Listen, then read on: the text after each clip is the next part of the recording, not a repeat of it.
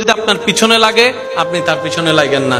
কেউ গালি দিলে উত্তর দিতে যায়েন না। কেউ আপনার নামে সমালোচনা বদনাম করলে শুনো কষ্ট লাগলো চুপ করে থাকবেন, পাল্টা উত্তর দিতে যায়েন না। কেউ আপনার ব্যবসা লস করার জন্য যদি প্ল্যানিং করতে থাকে, ধরতে পারলেও তাকে অপরাধী বানায়েন না।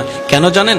আপনি যখনই এরকম সিচুয়েশন করবেন শুধু একটা কথা বলবেন, ইয়া রব তুমি তো সবকিছু দেখতে পাচ্ছ, ইয়া রব তুমি তো সবকিছু শুনো, ইয়া রব তুমি তো সবকিছু জানো। আল্লাহ আমি তোমার দিকে তাকাই তোমার হুকুমের অপেক্ষা করছি। আমার হাত আছে আমি তাকে মারবো না, আমার মুখ আছে আমি তাকে বাজে কথা বলবো না।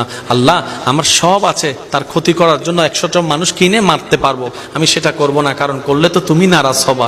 আল্লাহ আমি তোমাকে খুশি করতে চাই, তোমাকে রাজি করতে চাই, দুনিয়া আমার দুশমন হোক আমি তোমাকে রাজি করতে চাই। একবার বলে দেখেন, দেখেন আল্লাহ পাক আপনার পক্ষ হয়ে এমন এমন কাজ করবে যেখানে কোনো প্রমাণও থাকবে না, জয় আপনার হয়ে যাবে, সম্মান আপনার হয়ে যাবে, রিজিক আপনার বরাদ্দ হয়ে যাবে বেশি আকারে। সুবহানাল্লাহ। সেজন্য বলা হয় ইন্নাল্লাহা মা'আস সাবিরিন। আল্লাহ কার সাথে? ধৈর্য ধারণকারীর সাথে। আপনার আমার জন্য শেষ বেলায় যে কাপড়টা কবরে যাবে সেটা হয়তো অলরেডি দোকানে চলে আসছে, কোনো না কোনো দোকানে শুধু এখন জানেওয়ালার যাওয়া বাকি, টাকা দেনেওয়ালার টাকা দেওয়া বাকি, নেনেওয়ালার কেটে নেওয়াটা বাকি। দোকানে ফ্যাক্টরিতে কিন্তু আমাদের শেষ যাত্রার কাপড়টা চলে আসছে, যেটাতে কোনো পকেট।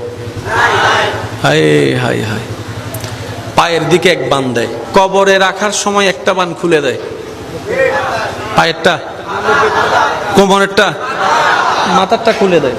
কখনো কি ভাবার প্রশ্ন করেছি নিজেকে, জিরে পাটটাও বেঁধে রাখলো, কোমরটাও বেঁধে রাখলো, মাথারটা খুলে দিল কেন?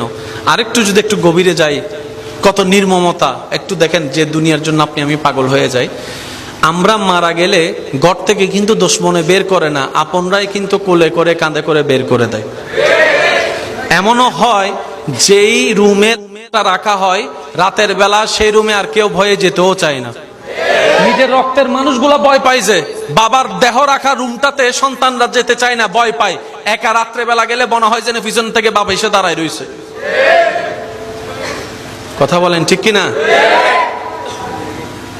আপনার ঘরের মধ্যে না রেখে বাহিরে ফ্রিজের গাড়িতে রাখা হবে, ঘরের সামনেই গাড়ি, ফ্রিজের মধ্যে লাশ।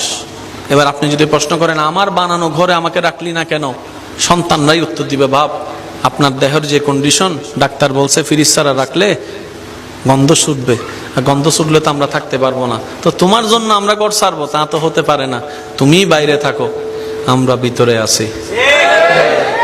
মানতে না চাইলেও